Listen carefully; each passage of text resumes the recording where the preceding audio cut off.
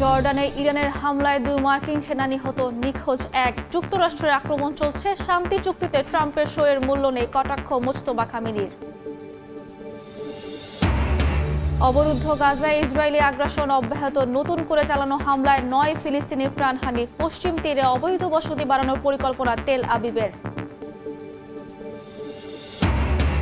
রাশিয়ার বিভিন্ন অঞ্চলে ইউক্রেনের ড্রোন হামলায় নিহত 9, আহত 70। সামরিক অবকাঠামো ছিল লক্ষ্যবস্তু, দাবি কিয়েভের। দোনেৎস্কে আরও 1 শহর অঞ্চলে মস্কোর অভিযান জোরদার। এবার ভারতের প্রধানমন্ত্রী নরেন্দ্র মোদীর পদত্যাগ দাবি আলোচিত ককরোচ জনতা পার্টির। আমরণ অনশনে অভিজিৎ, হাসপাতাল থেকে কর্মসূচি চালিয়ে যাওয়ার ঘোষণা ওয়াংচুকের।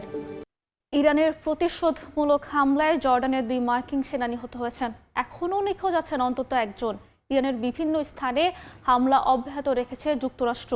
এমন পরিস্থিতিতে কঠোর হুঁশিয়ারি উচ্চারণ করেছেন দেশটির সর্বোচ্চ নেতা মোস্তফা কামালি। তিনি বলেন, যুক্তরাষ্ট্রকে এমন শিক্ষা দেওয়া হবে যা তারা ভুলতে পারবে না। শান্তি চুক্তিতে মার্কিন প্রেসিডেন্ট ডোনাল্ড ট্রাম্পের সইয়ের কোনো মূল্য নেই বলেও কটাক্ষ করেন তিনি।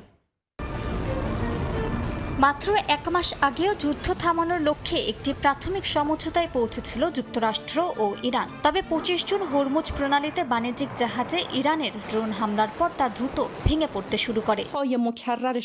লিখিত এক বিবৃতিতে ইরানের সর্বোচ্চ নেতা মোস্তফা আলী খামেনি বলেন, যুক্তরাষ্ট্রের ধারাবাহিক চুক্তিভঙ্গ প্রমাণ করেছে মার্কিন প্রেসিডেন্ট ডোনাল্ড ট্রাম্পের স্বাক্ষর সম্পূর্ণ মূল্যহীন। যুক্তরাষ্ট্রকে প্রতারণাপূর্ণ, অবিশ্বস্ত ও অযৌক্তিক বলে অভিহিত করেন তিনি। বলেন, ইরানি জাতি ও প্রতিরোধ জোটের কাছে যুক্তরাষ্ট্রের জন্য অবিস্মরণীয় শিক্ষা অপেক্ষা করছে। সর্বোচ্চ ধর্মীয় নেতার উপদেষ্টা ও সাবেক রেভলিউশনারি গার্ডস কমান্ডার মোহসেন রেজাই সতর্ক করে বলেন, মার্কিন হামলা আরও কয়েকদিন চললে ইরান পূর্ণমাত্রার আক্রমণাত্মক অভিযানে যাবে এবং ভূখণ্ড দখলের যে কোনো চেষ্টা কঠোরভাবে প্রতিহত করবে। একই সঙ্গে ইরানের পররাষ্ট্র মন্ত্রণালয়ের মুখপাত্র ইসমাইল বাঘি অভিযোগ করেছেন, গত 1 সপ্তাহে সমঝোতা স্মারকের প্রতিটি শর্ত ভঙ্গ করেছে যুক্তরাষ্ট্র। এদিকে শনিবারও ইরানের বিভিন্ন স্থানে অব্যাহত থাকে মার্কিন হামলা। সংবাদ মাধ্যমের তথ্য অনুযায়ী হরমোজগান প্রদেশের সিরিকের আশপাশে অন্তত 3টি বিমান হামলা চালানো হয়। এতে অন্তত 116টি টেলিযোগাযোগ টাওয়ার ক্ষতিগ্রস্ত হওয়ায় বান্দার আব্বাস, হাজিয়াবাদ সহ কয়েকটি এলাকায় মোবাইল, ইন্টারনেট ও ল্যান্ডলাইন সেবা ব্যাহত হয়েছে। পাল্টা হামলাও অব্যাহত রেখেছে ইরান। কুয়েত ফায়ার ফোর্স জানিয়েছে, তেহরানের হামলায় সৃষ্ট 2টি বড় আগুন নিয়ন্ত্রণে আনতে গিয়ে কয়েকজন দমকল কর্মী আহত হয়েছেন। এছাড়া আবাসিক এলাকায় ক্ষেপণাস্ত্রের ধ্বংসাবশেষ পড়ে আরও 3টি অগ্নিকাণ্ডের ঘটনা ঘটে, যদিও সেখানে হতাহতের খবর নেই। এদিকে মার্কিন সেন্ট্রাল কমান্ড জানিয়েছে, জর্ডানে ইরানের ব্যালিস্টিক ক্ষেপণাস্ত্র ও ড্রোন হামলা প্রতিহত করতে গিয়ে 2 মার্কিন সেনা নিহত হয়েছেন, 1 জন নিখোঁজ রয়েছেন। আহত 4 সেনাকে হাসপাতালে নেওয়া হলেও পরে তারা দায়িত্বে ফিরে গেছেন। মার্কিন প্রতিরক্ষা মন্ত্রী পিট হেগসেথ নিহত সেনাদের প্রতি শ্রদ্ধা জানিয়ে বলেছেন, তাদের আত্মত্যাগ যুক্তরাষ্ট্রের সংকল্পকে আরও দৃঢ় করবে। এই ঘটনায় শোক জানিয়েছেন মার্কিন প্রেসিডেন্ট ডোনাল্ড ট্রাম্প ও প্রতিরক্ষা মন্ত্রী। মধ্যপ্রাচ্যে বড় পরিসরের যুদ্ধের আশঙ্কা বাড়ছে। ইরানের বিরুদ্ধে সামরিক অভিযান বিস্তৃত করার প্রস্তুতি নিচ্ছে যুক্তরাষ্ট্র। সম্ভাব্য ব্যাপক হামলার আগে ইসরায়েলে আরও কয়েক ডজন আকাশে জ্বালানি সরবরাহকারী বিমান পাঠানোর সিদ্ধান্ত নিয়েছে ট্রাম্প প্রশাসন। নতুন এই পরিকল্পনা ও যুদ্ধ আরও ছড়িয়ে পড়ার আশঙ্কা মধ্যপ্রাচ্যের উত্তেজনায় নতুন মাত্রা যোগ করেছে। ইরানের বিরুদ্ধে সামরিক অভিযান আরও বিস্তৃত করার প্রস্তুতি নিচ্ছে যুক্তরাষ্ট্র। মার্কিন সংবাদ মাধ্যম এক্সিওসের প্রতিবেদনে এমন তথ্য উঠে এসেছে। প্রতিবেদনে বলা হয়েছে, সম্ভাব্য নতুন হামলার আগে ইসরায়েলে আরও কয়েক ডজন আকাশের জ্বালানি সরবরাহকারী বা এরিয়াল রিফুয়েলিং ট্যাঙ্কার পাঠানোর সিদ্ধান্ত নিয়েছে ট্রাম্প প্রশাসন। যুক্তরাষ্ট্র ও ইসরায়েলের কর্মকর্তাদের বরাত দিয়ে প্রতিবেদনে আরও বলা হয়, প্রেসিডেন্ট ডোনাল্ড ট্রাম্প এরই মধ্যে একাধিক সামরিক পরিকল্পনা পর্যালোচনা করেছেন এবং কয়েকদিনের মধ্যেই হামলা আরও জোরদারের নির্দেশ দিতে পারেন তিনি। প্রতিবেদনের তথ্য অনুযায়ী নতুন পরিকল্পনায় ইরানের বিদ্যুৎ কেন্দ্র, গুরুত্বপূর্ণ অবকাঠামো, পারমাণবিক স্থাপনা এবং ভূগর্ভস্থ সন্দেহভাজন পিকস্যাক মাউন্টেন স্থাপনাতেও হামলার বিকল্প বিবেচনা করা হচ্ছে। গোয়েন্দাদের সন্দেহ, ভূগর্ভস্থ পর্বতে গোপন একটি ইউরেনিয়াম সমৃদ্ধকরণ কেন্দ্র গড়ে তুলেছে তেহরান। দাবি করা হচ্ছে, এসব হামলার লক্ষ্য ইরানের সক্ষমতা আরও দুর্বল করা এবং তেহরানকে আবারও আলোচনায় ফিরতে চাপ দেয়া। দ্য টাইমস অফ ইসরায়েলের প্রতিবেদনে বলা হয়েছে, বর্তমানে ইসরায়েলের বেন গুরিয়ন বিমানবন্দরে 30টির বেশি আকাশে জ্বালানি সরবরাহকারী মার্কিন বিমান অবস্থান করছে। নতুন চালান পৌঁছালে যুদ্ধের শুরুর সময়ের মতোই আবারও কয়েক ডজন ট্যাঙ্কার মোতায়েন করা হবে। তবে বাণিজ্যিক ফ্লাইটে বিঘ্ন এড়াতে ইসরায়েল এসব বিমান সামরিক ঘাঁটিতে সরিয়ে নেয়ার কথা বললেও মার্কিন সেন্ট্রাল কমান্ড সেনকম এখনও বেন গুরিয়ন বিমানবন্দর ব্যবহারকেই অগ্রাধিকার দিচ্ছে বলে জানিয়েছে এক্সিওস। এদিকে টানা মার্কিন হামলার মুখে ইরানের ভেতরেও যুদ্ধ ও কূটনীতি নিয়ে বিতর্ক তীব্র হচ্ছে। দেশটির কয়েকজন মধ্যপন্থী রাজনীতিক এবং বিশ্লেষক বলছেন, সংঘাত দীর্ঘায়িত হলে মানবিক ও অর্থনৈতিক ক্ষতি আরও বাড়বে। তাদের মতে কূটনৈতিক পথ এড়িয়ে উগ্র অবস্থান নেয়ার কারণেই ইরানকে একের পর এক যুদ্ধের মূল্য দিতে হচ্ছে। একই সঙ্গে জাতীয় স্বার্থ রক্ষায় দ্রুত কূটনৈতিক উদ্যোগ জোরদারেরও আহ্বান জানিয়েছেন তারা। নাসরিন রুমি। যুদ্ধবিরতির মধ্যেও অবরুদ্ধ গাজায় আগ্রাসন অব্যাহত রেখেছে ইসরায়েল। নতুন করে চালানো হামলায় নিহত হয়েছেন অন্তত 9 ফিলিস্তিনি। একই সঙ্গে গাজা ও পশ্চিম তীরে নতুন অবৈধ বসতি স্থাপনের পরিকল্পনা ঘোষণা করেছে তেল আবিব। এদিকে নিউ ইয়র্ক সফরে গেলেই ইসরায়েলি প্রধানমন্ত্রী নেতানিয়াহুকে গ্রেফতারের আইনি সুযোগ খতিয়ে দেখছে মেয়র জোহরান মামদানির প্রশাসন। থেকে কঠিনতর হচ্ছে গাজাবাসীর বেঁচে থাকার লড়াই। প্রতিদিনই ইসরায়েলি বর্বরতায় নিহত হচ্ছেন ক্ষুধার্ত ফিলিস্তিনিরা। স্থানীয় সময় শনিবারও গাজা সিটির জেইতুন ও নাসর এলাকায় পৃথক বিমান হামলা ও গোলাবর্ষণে বেশ কয়েকজন ফিলিস্তিনি নিহত হন। তাদের মধ্যে এক শিশু কন্যাও রয়েছে। হামলায় আহত হয়েছেন আরও কয়েকজন। একই সঙ্গে দের আল বালার পূর্বাঞ্চলে সামরিক উপস্থিতি বাড়িয়ে নতুন নিরাপত্তা সীমারেখা পশ্চিমে সরিয়ে নিয়েছে ইসরায়েল। এতে বহু ফিলিস্তিনি পরিবারের বাড়িঘর নতুন করে দখলকৃত এলাকার আওতায় পড়ে গেছে। স্থানীয়দের সরিয়ে নেওয়ার নির্দেশ দিয়ে এলাকা জুড়ে সামরিক অভিযানও চালিয়েছে নেতানিয়াহু বাহিনী। এদিকে গাজার উত্তরে 3টি নতুন নাহাল আউটপোস্ট এবং অধিকৃত পশ্চিম তীরে নতুন ইহুদি বসতি সম্প্রসারণের পরিকল্পনার ঘোষণা করেছেন ইসরায়েলের প্রতিরক্ষামন্ত্রী ইসরায়েল কাটজ ও অর্থমন্ত্রী বেজালাল স্মোট্রিচ। জাতিসংঘ ও মানবাধিকার সংস্থাগুলো এই বসতি স্থাপনকে আন্তর্জাতিক আইনের লঙ্ঘন বলে উল্লেখ করেছে। অন্যদিকে সেপ্টেম্বরে জাতিসংঘ সাধারণ পরিষদের অধিবেশনে যোগ দিতে নিউ ইয়র্ক সফরে এলে ইসরায়েলি প্রধানমন্ত্রী বিনিয়ামিন নেতানিয়াহুকে গ্রেফতারের আইনগত ক্ষমতা রয়েছে কিনা তা পর্যালোচনা করছে নিউ ইয়র্ক সিটির মেয়র জোহরান মামদানি প্রশাসন। এক সাক্ষাৎকারে মামদানি বলেন, আন্তর্জাতিক অপরাধ আদালতের গ্রেফতারি পরোয়ানার মুখোমুখি হওয়া নেতানিয়াহুর স্থান হেগে অবস্থিত আইসিসি ডিটেনশন সেন্টারে। তবে আইনের অনুমতি যতটুকু দেবে তার বাইরে কোনো পদক্ষেপ নেওয়া হবে না বলেও মন্তব্য করেন তিনি। মার্কিন প্রেসিডেন্ট ডোনাল্ড ট্রাম্পের সঙ্গে দেখা করতে যুক্তরাষ্ট্র সফরে যাচ্ছেন লেবাননের প্রেসিডেন্ট জোসেফ আউন। দুই নেতার বৈঠকে লেবাননের দক্ষিণাঞ্চল থেকে ইসরায়েলি সেনা প্রত্যাহার, যুদ্ধবিরতি জোরদার এবং নিরাপত্তা পরিস্থিতি নিয়ে আলোচনা হওয়ার কথা রয়েছে। এর মধ্যেই লেবাননের বিভিন্ন অঞ্চলে ইসরায়েলের অভিযান অব্যাহত রয়েছে। ইসরায়েল লেবাননের মধ্যকার চুক্তি যেন এখন শুধুই কাগজে কলমে। হিজবুল্লাহকে নির্মূল করার নামে বেসামরিক এলাকায় একের পর এক হামলা চালিয়ে যাচ্ছে ইসরায়েলি সেনাবাহিনী। লেবাননের শিক্ষা মন্ত্রণালয় অভিযোগ করেছে, স্থানীয় সময় শনিবার দেশটির দক্ষিণাঞ্চলে আরও 3টি বিদ্যালয় ধ্বংস করেছে ইসরায়েলি সেনাবাহিনী। মন্ত্রণালয়ের দাবি, বিস্ফোরণের আগে বিদ্যালয়গুলো থেকে সরঞ্জাম লুট করা হয়। এতে ধ্বংস হওয়া বিদ্যালয়ের সংখ্যা অন্তত 20-এ পৌঁছেছে। ইউনেস্কোর তথ্য অনুযায়ী সংঘাতের কারণে এখনও প্রায় 5 লাখ লেবানিজ শিশু শিক্ষা থেকে বঞ্চিত হচ্ছে।